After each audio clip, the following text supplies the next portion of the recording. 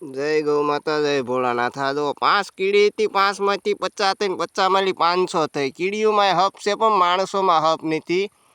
તો આપણે કહેવાનું કાંઈ જાજુ નથી. પણ આ જંગલની અંદર આ કીડિયાર કોણ અહીંયા મૂકવા આવે અત્યારે કયો?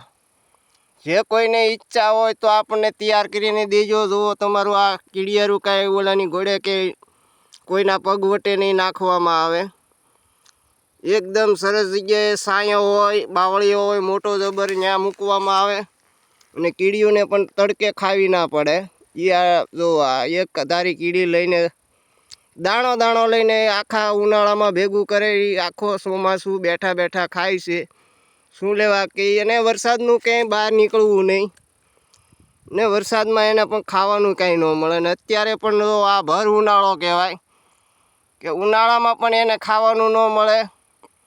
એ માટે આમ જો એક કીડી હતી એમાંથી 5 થઈ, 5માંથી 50 થઈને 50માંથી આમ જો એક અરે ઝુંડ જાય. હો ભાઈ, તો આપણે તો કાંઈ આ ઓલાની ઘોડે વિડીયો ઉતારીને ફેમસ તો થવાનું નથી.